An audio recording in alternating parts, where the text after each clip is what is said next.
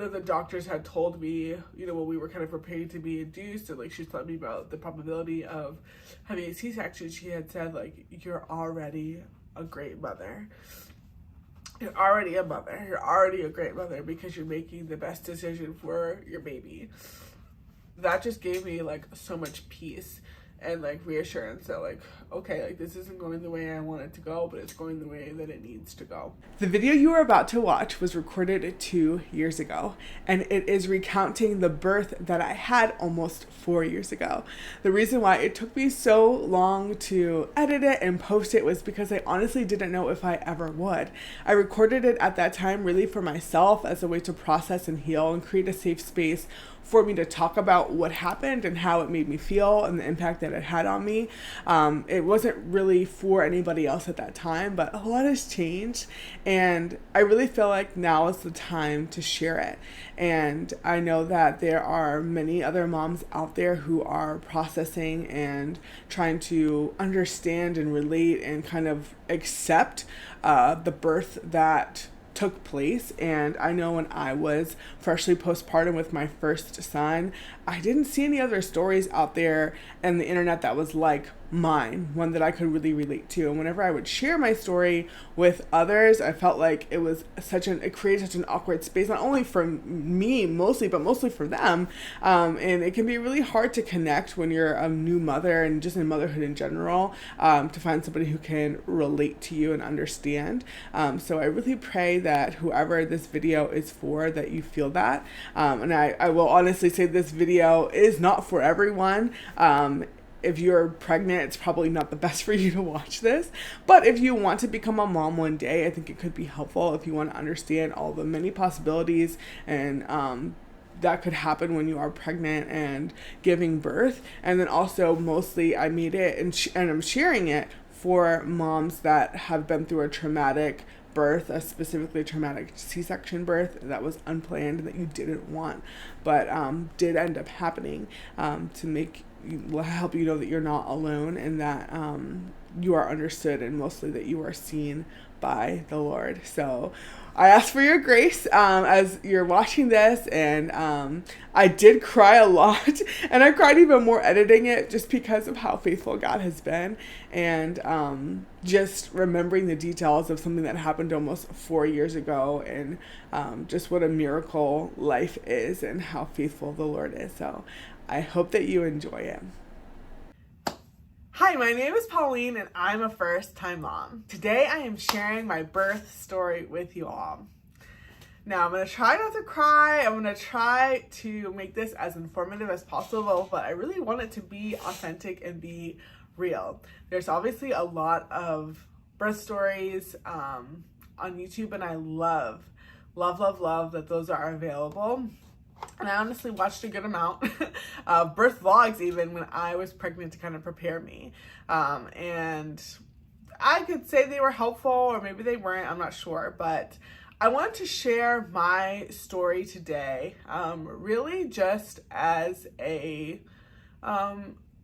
something that is healing for me. I don't want to be ashamed of my birth story, and because at the end of the day, every birth is a miracle. I really do believe that every child, every person is a miracle and a gift from God, no matter how they come into this world. But I do think that there's something delicate about birth stories from the mother's perspective, sometimes from the dad as well, but there's just so much narrative out there about birth and about how it's supposed to go. And if it doesn't go the way that it's supposed to go, that something went wrong. And I think that if I could tell my first time pregnant self something is, you have control over everything that you need to have control over. And I kind of had this narrative when I was pregnant that if I did everything right, that I would get the outcome that I wanted. And y'all, I did everything right and I didn't get the outcome that I wanted. And I'm now almost 2 years into this, learning and teaching myself and coaching myself that it's okay. there's stories out there of moms who their babies don't get to come home with them. And it breaks my heart. And I don't ever want to compare my story to somebody else's story, but I also want to be honest. And I think that there's a lot of moms out there and women out there who can relate to me and can relate to my experience giving birth, especially for the first time. And I believe there's value in that. There's value in this story, number one, because this is how my son Joshua was born. This is how he's brought into the world.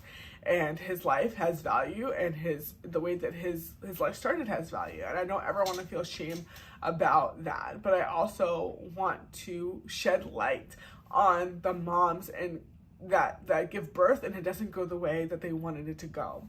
And I am one of those too. So this is kind of a way of validating myself, validating my story, and giving value to that, and not hiding behind it and kind of pretending that something went away that it didn't. Two things can be true. You can be grateful and you can grieve at the same time. So this is my way of sharing that and kind of speaking on that. One thing that I've learned after hearing other mom stories is like no one's birth goes the way that they want it to go completely. But for me, one of the reasons, why this story is hard for me to share is because everything that I didn't want to happen happened. And I struggled a lot in my faith with our birth story, just kind of feeling like, man, God, like, you failed me. Like, I prayed for certain things, I asked for certain things, and they didn't happen. And of course, one of my prayers, and someone could say, well, that's not true because your son was born and he's healthy now, and look at him now. And absolutely, and I'm so grateful that Joshua's here at all. I love him so much. But I think there is a lot of things, there's another part of the story as well. Like you can, like I said, you can be grateful and you can grieve at the same time. And this is me doing that. So a quick pregnancy recap. Let's start kind of at the beginning, but this is going to be quick because my pregnancy was an eventful pregnancy as well. I got pregnant with Joshua when I was 27 years old. So in a lot of ways, somebody could say that's an ideal, childbearing age, and I would agree. I would agree with that. Definitely not a gestational or not a geriatric pregnancy by any means. But I went into this pregnancy kind of like really excited, just like, hey, we're gonna have a baby. This is gonna be great. I'm glad that it's happening now. It was intentional. It was something that I wanted to get pregnant or start having children younger-ish. I was 25 and I got married because I wanted to avoid complications in pregnancy as much as possible. And I knew that the older you were when you had babies, the more, at risk you were for complications.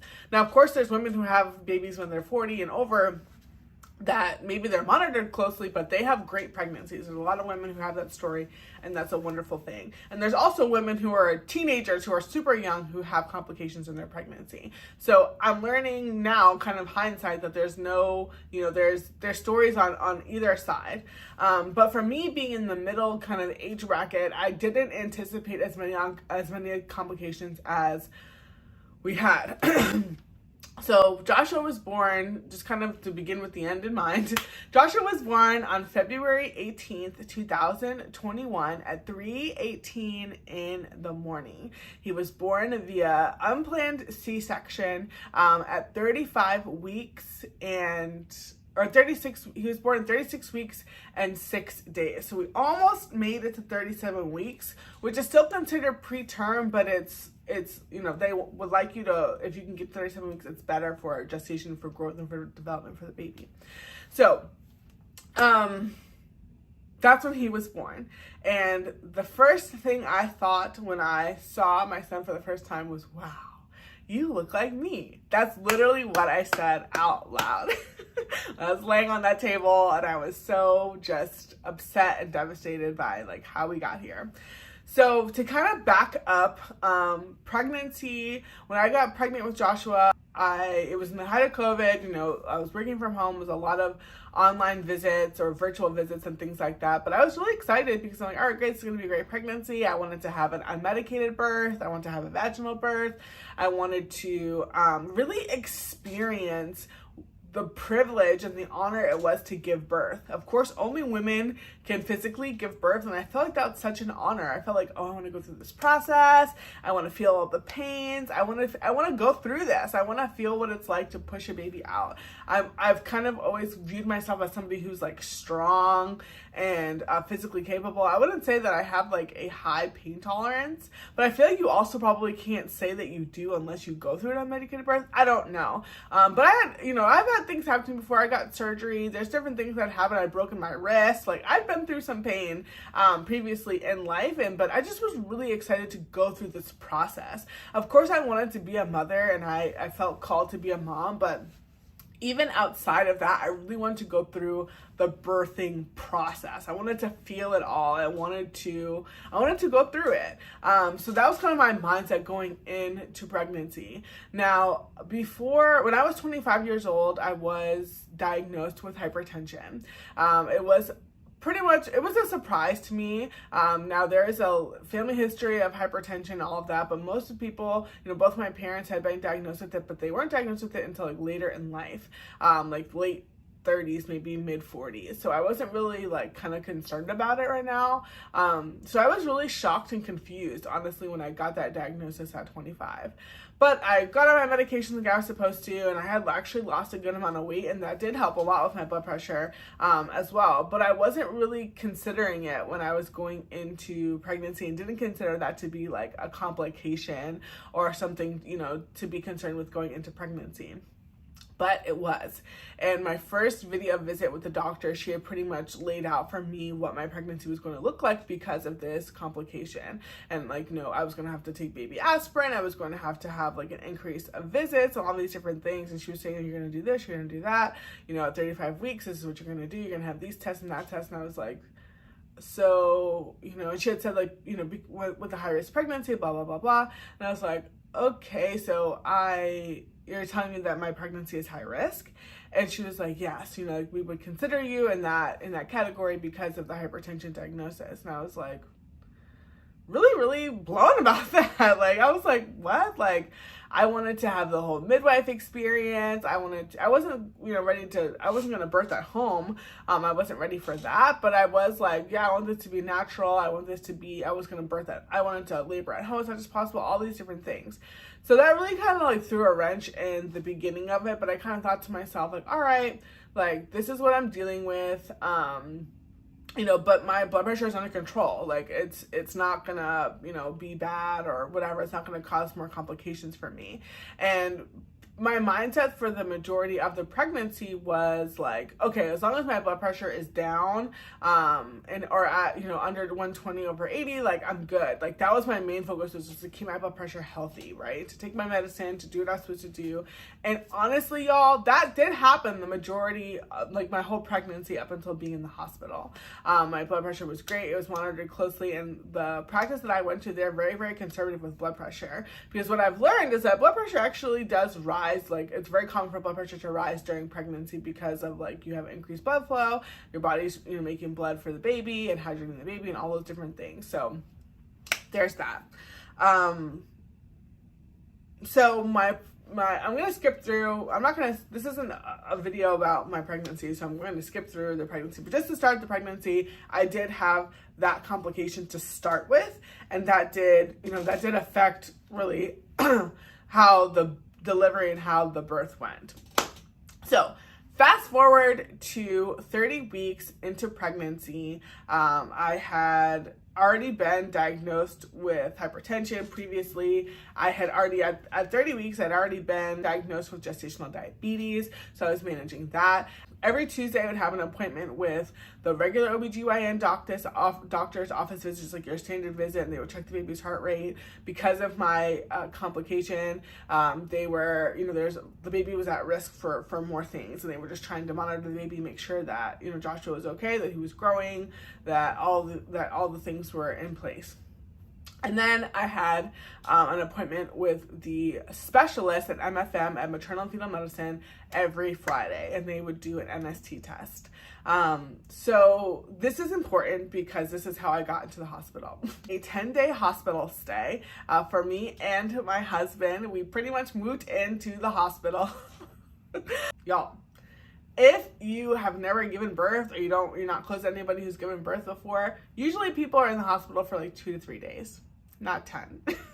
A lot of times people go to the hospital when they're already in labor or they start the labor there. And some people, we have a friend, they were in the hospital for just one day. They only stayed one night because she was dilated completely when she got there. She gave birth, they stayed overnight one day, and then they were done.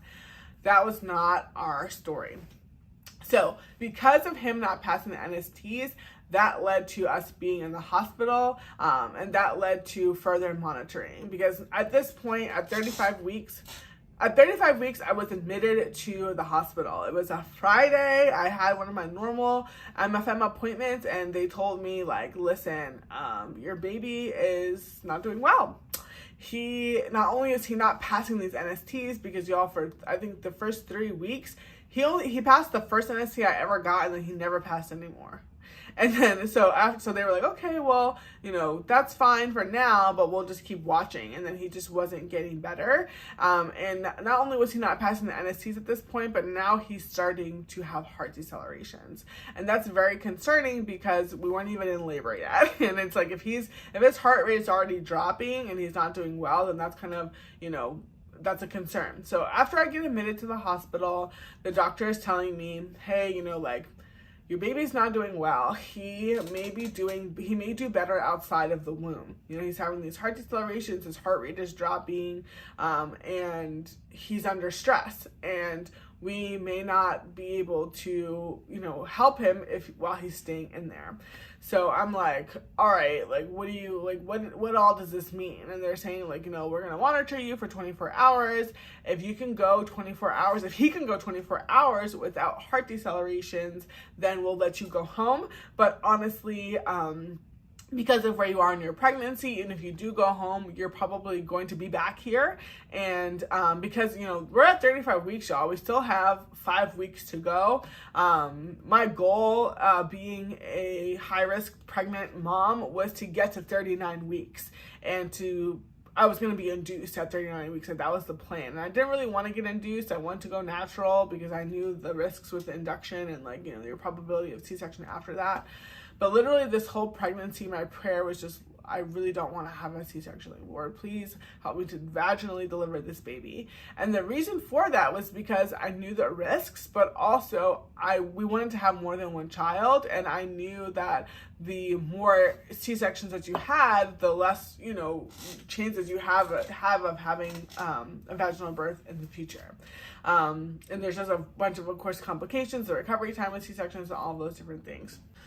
So that was our goal. Our goal was to go 24 hours without heart deceleration. So this is a Friday. I called Tim. He comes to the hospital with me. We're talking to the doctor. And this was the first appointment that Tim had got to come with me, even though it wasn't really technically an appointment. This is the first time he had met a doctor through this pregnancy, because he wasn't able to come to any of the appointments with me leading up to this point.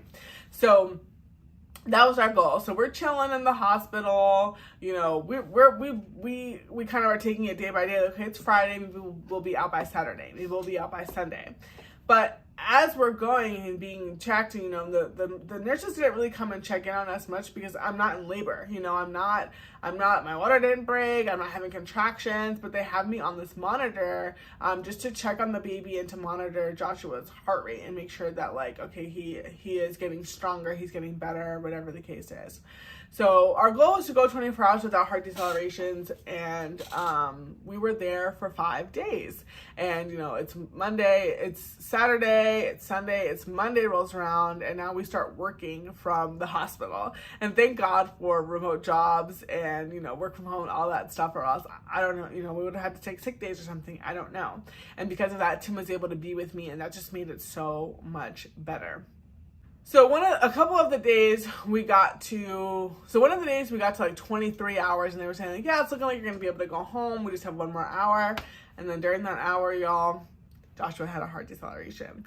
So at this point, people are telling us, he's really sleepy. He should be more active at this point. They're asking me about kick counts, and I'm like, yeah, I feel him moving and, like, rolling around in there, but I can't say that it's like a blatant kick.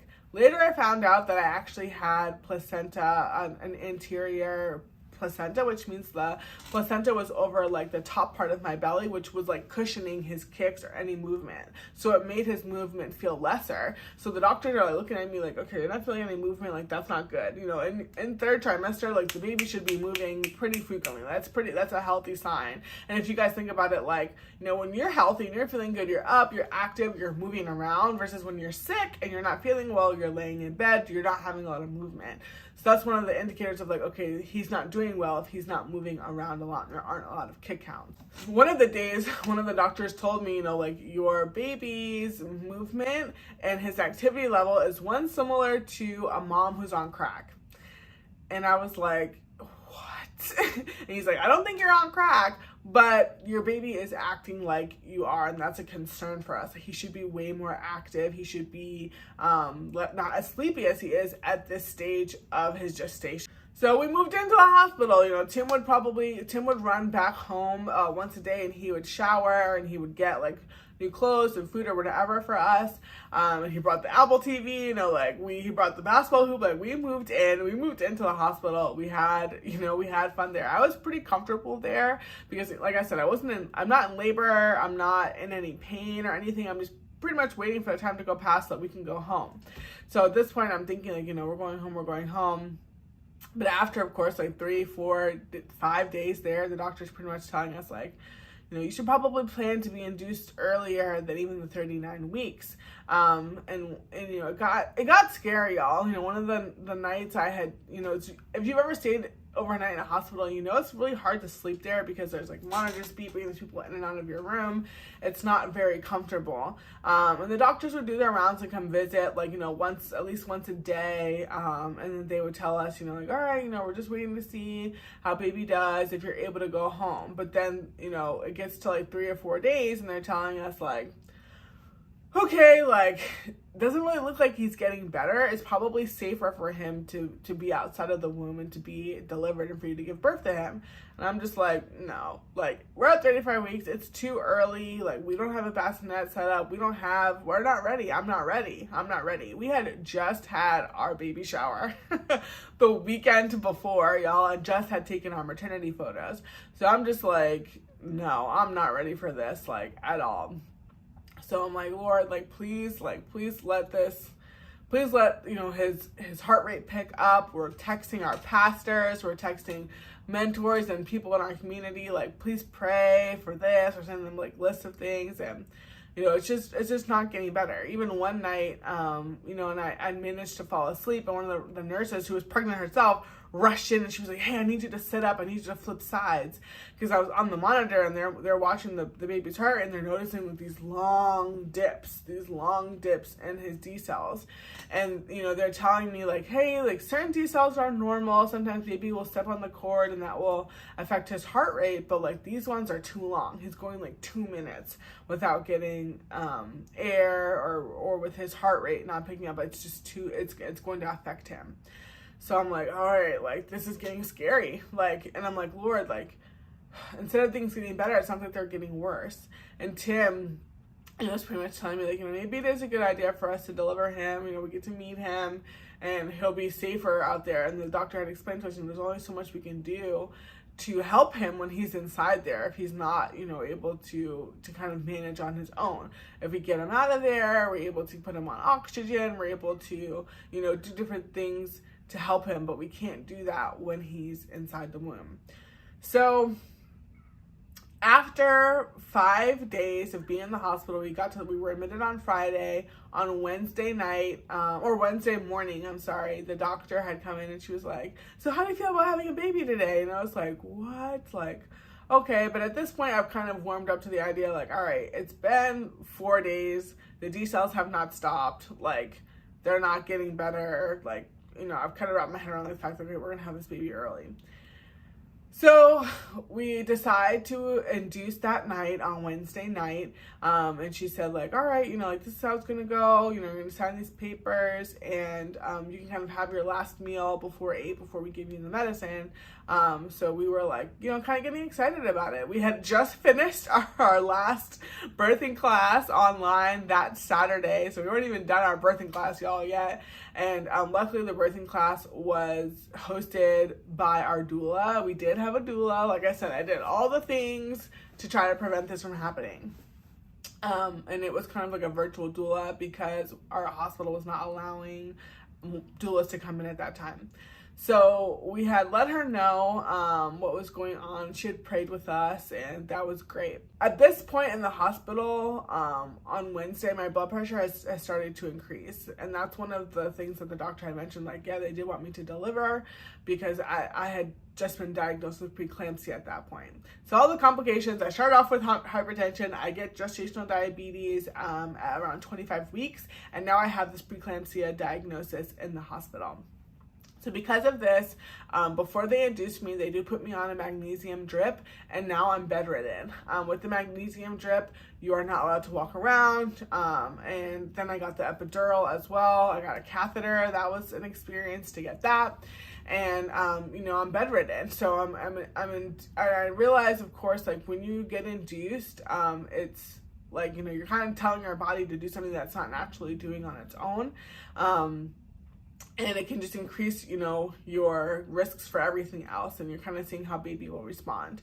The doctor did tell me before we were induced, like, there is a good chance that I will have to be, I will deliver him through C-section, because if he's already under stress and his heart is already really low and really weak without medicine and without the stress of labor, like, there's a good chance that he's not going to be able to tolerate labor well. I knew that, but I was still, you know, believing God that he would be able to make it. You know, the doctor did tell me, like, hey, sometimes these small babies, like early babies, sometimes they do really pull through. Sometimes they surprise us. Like, you know, anything is possible. So I'm really hopeful. I'm really hopeful that I'm going to be able to get the birth that I want, as far as just birthing him vaginally. And I'm like, okay, all these other things have happened. I cried a lot during this pregnancy, y'all. A lot of things went wrong. A lot of things happened that weren't supposed to happen. But God still protected me and protected Joshua throughout this entire pregnancy. So we're at the labor point, and, you know, I have it in the back of my head, like, okay, like, we might have to, you know, like, they told me you might have to get a C-section, but I'm like, no, like, this is gonna pull through. So at 8 p.m., they induce me, they give me the medicine, and she says, like, you know, the way that it works is they give you, you know, like, a little bit of medicine at a time, and you see how your body responds, see how much you dilate, all those different things. So they give us the medicine, we turn on our worship music, and my nurse, because my blood pressure is literally climbing, it's like 146/90 at this point, like, it's really climbing. She's like focusing on, like, getting my blood pressure down and making sure that I don't have a stroke and don't, you know, all those different things. So there's that as well. The magnesium makes you feel really weird, you can't move, all these different things. So they give me the medicine, and we wait, and a couple of hours pass. This is like, you know, at 8:30-ish. Still wasn't feeling any contractions, and the doctor comes in around like 11, and or 10 maybe. The doctor comes in around 10, and she checks me. She's like, okay, you're 1 centimeter dilated, like, you know, nothing's really happening, like, we still need to wait, like, this is a process. And the nurses all told me, like, you know, this could be 2-3 days, this could be a whole thing, you never know what's going to happen with being induced. So at around midnight, the doctor comes in, and she's telling me, like, hey, things are getting worse. It looks like the baby is, you know, he's having more decels, and I can't give you more medicine to induce you further and, like, increase your dilation because of that. The baby is not really, you know, he's not really working with the medicine that's making him more and more stressed out. And she's like, I really do recommend a cesarean section as soon as possible so that the baby can be born with, you know, some kind of, like, resolve. And I'm like, oh man, like, this is not what I wanted to hear. Like, I wanted to hear that, you know, like, things are picking up, that he's doing better. I wanted to hear that, you know, this was possible. After being in the hospital for 5 days, I wanted kind of like a silver lining to the story, right? I wanted things to get better, not get worse after being here for so long. So I asked her, I'm like, can we wait? Can we wait a little bit just to see? And we're praying. And we're worshiping, we're thinking, God, please help. God, please help. And, you know, she comes back in and she's like, it's getting worse. Like, we really can't wait.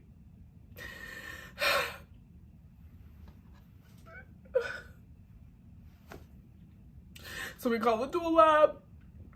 We tell her. She's like, okay, you know, you did everything that you could do.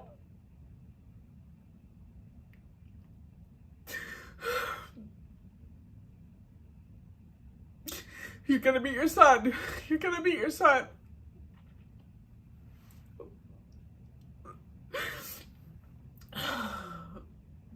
So we tell the doctor, all right, like, we don't want him. We want to do what's best for the baby. No, we want to do what's best for our son. So we agree to the surgery. Like, time is just so crazy. I don't know how much time is passing because I was on the magnesium drip and I'm in and out. Like, things are just all over the place. So the anesthesiologist comes in, explains to us what's going to happen, and we sign all these papers. And they tell me that, you know, they're going to wheel me into the operating room, and this is all happening so fast because, you know, they're trying to make sure Joshua's okay. So they prep me for surgery and all the things that means. And we go to the operating room. Tim is not able to be with me right away. And he goes into, like, the waiting room or whatever, and they, like, scrub him up. I don't know if he scrub, but they give him, you know, scrubs and all the things. I should have been prepared anyway. I was gonna need Kleenex for this, but okay. I can do this. So Tim is not able to come in with me when they take me to the operating room. And they're still monitoring me, they still have me hooked up to monitor Joshua's heart rate and everything. So the nurses are in there, and I'm just like in this cold room. It's so bright in there, and I'm just thinking, like, I cannot believe this is happening. Like, I cannot believe this is happening right now. They're talking about whatever they're talking about. They're talking about other patients and different things, and they're seeing that his heart rate is still dropping, and the anesthesiologist is like, can you guys give her some oxygen? We need to do something to help the baby. Like, you need to do something to increase his heart rate. And I'm like, oh my gosh, like, this is bad. Like, this is really bad. And I have a mask on, and I'm just crying. So much snot, so much to the point where the nurse is like, I think she threw up in her mask. And I couldn't even say, like, no, it's just me crying so much because there's just snot everywhere. I don't even know what happened to that snot. So gross.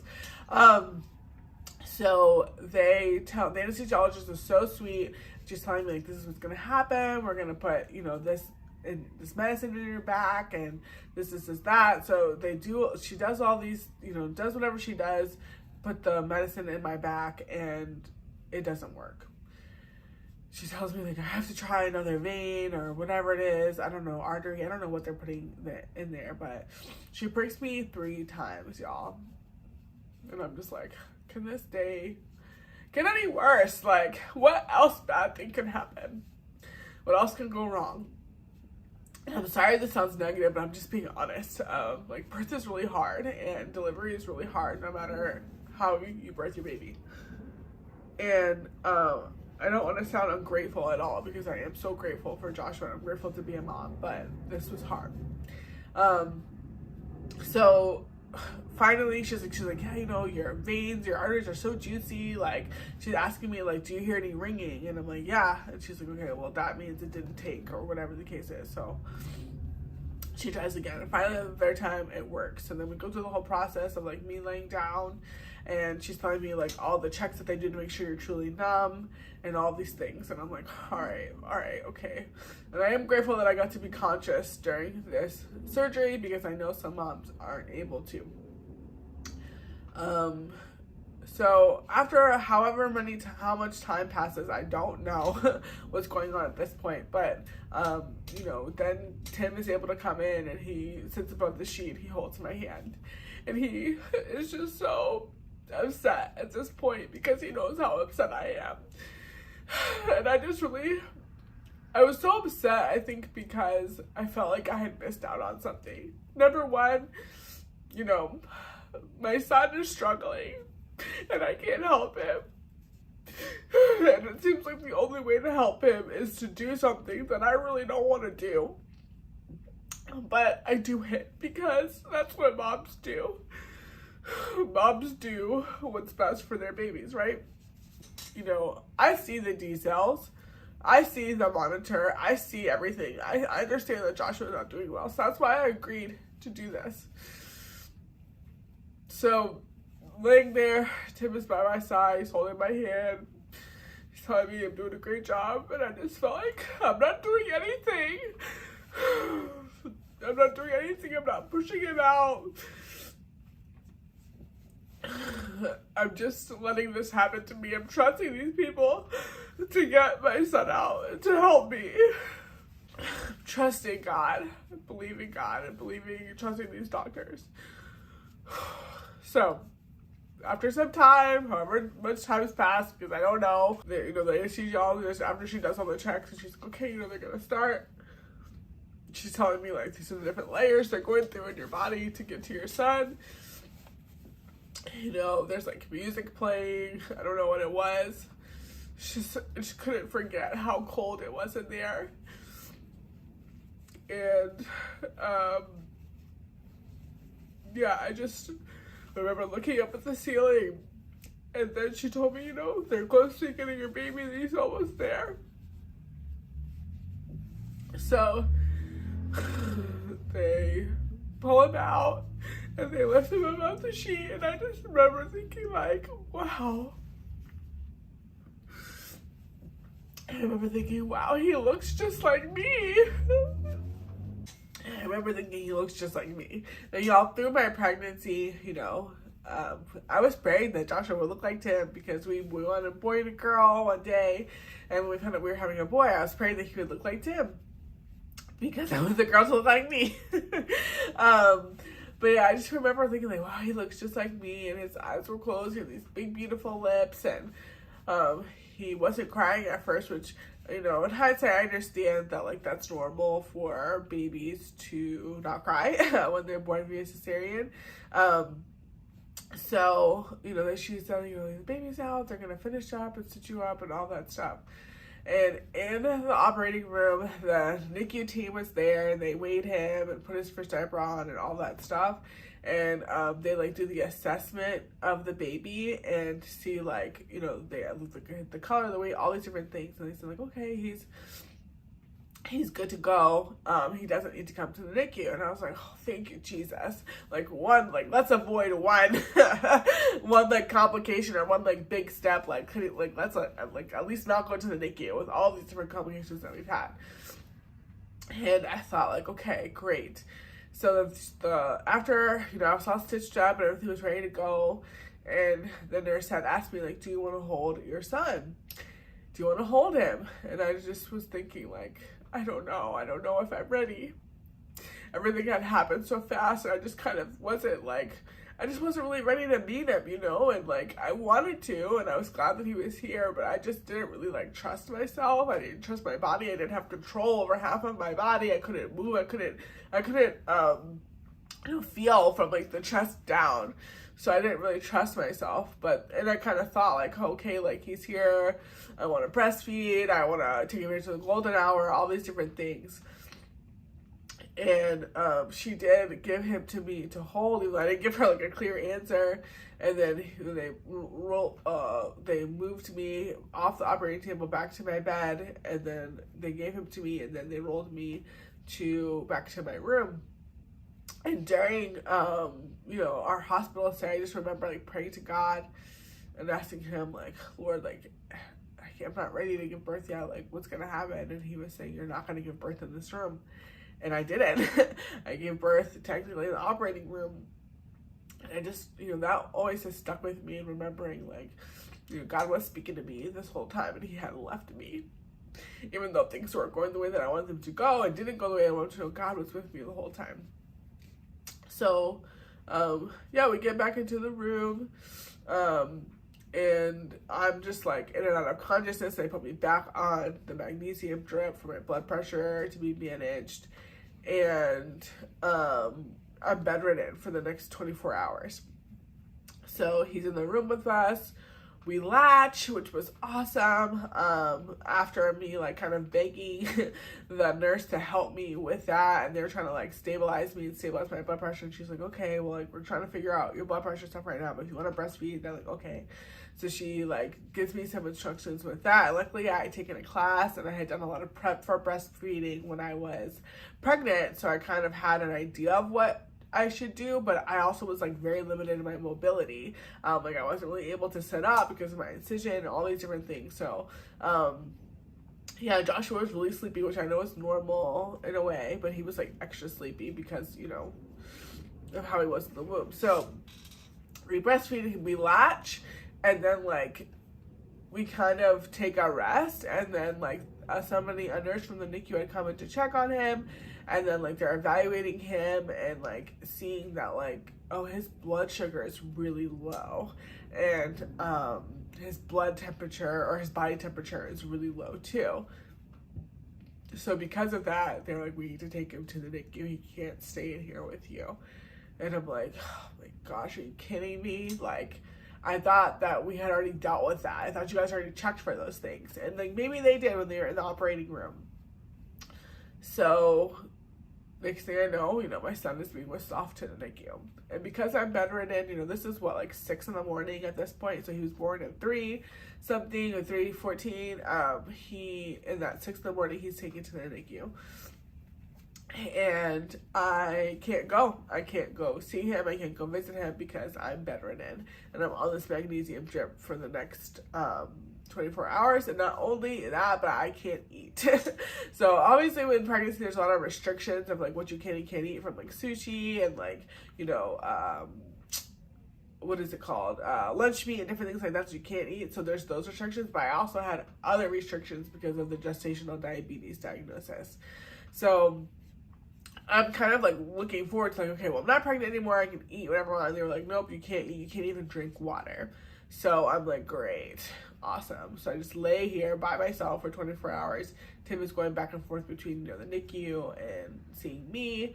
And he's FaceTiming me when he's in the NICU. Luckily, there is a NICU lactation consultant who comes and sees me, and she's just the best. Like, she was just the best. There's just, there's always people who you're like, man, when you're going through a hard time, you just never forget them.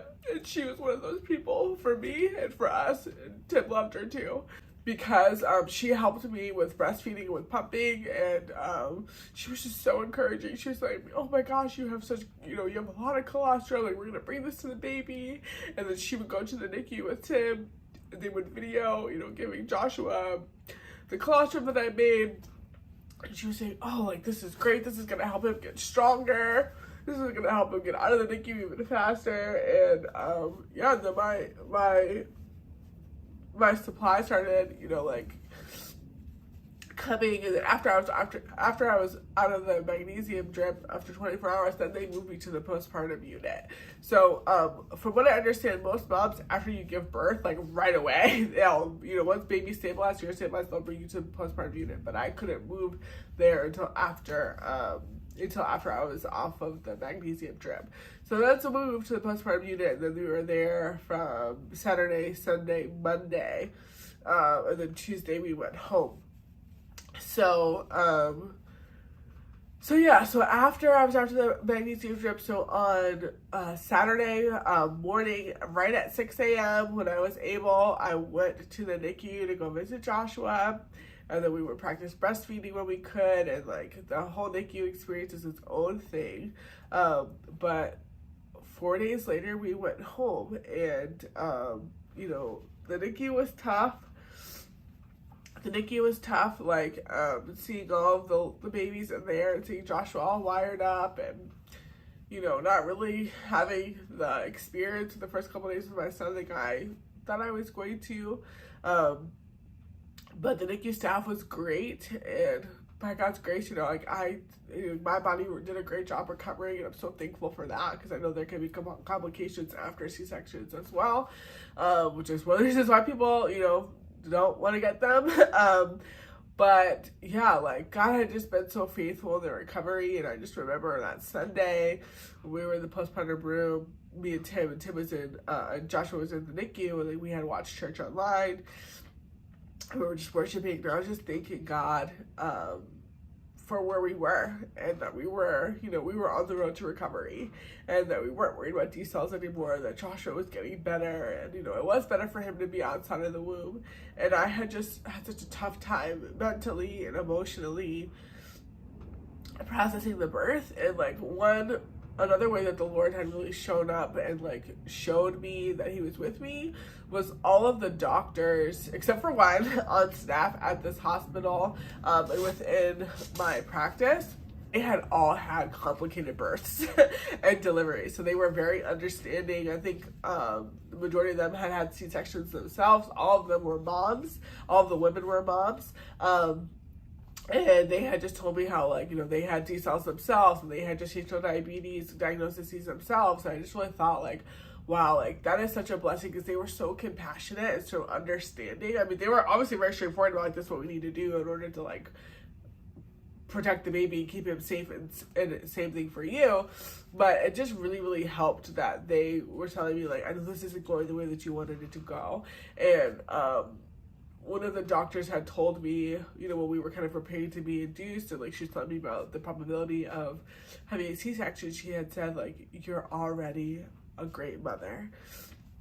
You're already a mother. You're already a great mother, because you're making the best decision for your baby. That just gave me so much peace and reassurance that okay, this isn't going the way I want it to go, but it's going the way that it needs to go. So yeah, so after some time, Joshua spent, so we had pumped throughout the whole time in the hospital. My milk supply had come in, and that was a huge blessing. And yeah, so then, on that Tuesday, we all packed up and we all went home together, and that was a blessing. Joshua was born 4 pounds 8 ounces, which was really small for a baby. Any baby that's born above 5 pounds is considered healthy, and that was a big shock to me when they weighed him in the operating room, because I was oh man, you guys told me that his growth was fine. So that was a concern as well. That wasn't why he was sent to the NICU. It was his temperature and his blood sugar was why he was sent to the NICU. So yeah, so that's our birth story. All in all, I am grateful that I got to have a son and got to have Joshua specifically. He's so great. I know that it didn't go the way that I wanted to, but God was still in the midst and was still with us, and I'm so grateful for that. And I really wanted to share my story, share our story, because there is just so much kind of there's so much, I feel there's a narrative out there of this is how your birth's supposed to go, and if it doesn't go this way, then you did something wrong. And I really have done a lot of work these past two years to coach myself and to seek God and seek counseling about only but so much is in my control, and what isn't in my control doesn't always determine the outcome and the results of things. So I really believe that there is beauty in this story. There's also pain, but there's beauty and pain in every story, and especially every birth story. So hopefully there are moms out there who are listening to this, and they can know that they're not alone if you did have an unplanned C-section like I did. You had a complicated birth, a complicated pregnancy like I did. Hopefully you don't feel alone, and you know that and this story kind of shows you that you are still a great mother, no matter how you birth, when you birth, and that there is growth in the story, and that there is redemption and there is power in your story, no matter what it is.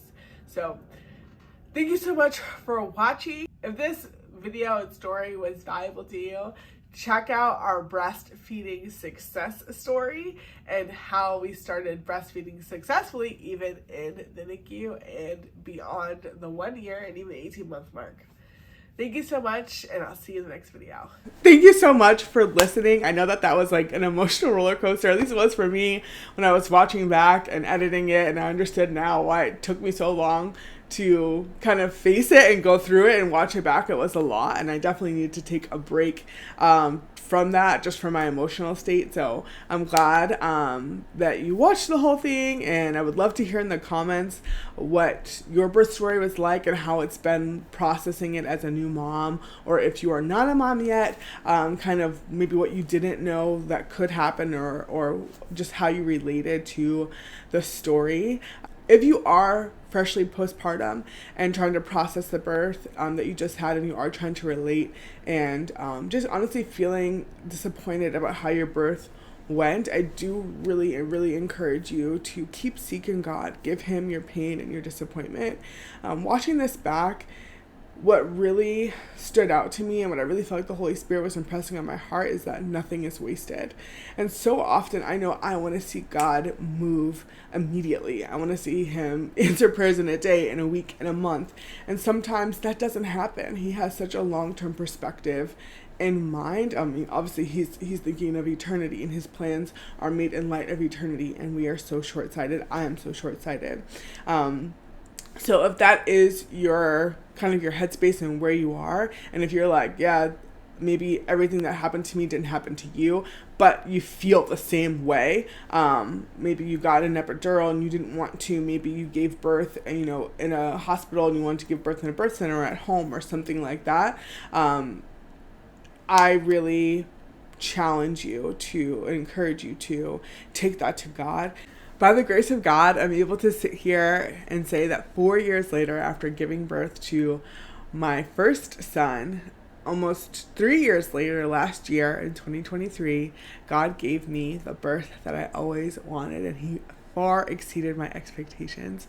And if you would like to hear the story of my home birth after cesarean, my unmedicated natural vaginal birth that I did at home last year, be sure to subscribe because I'll be posting that story soon. Thanks so much, and I'll see you in the next video.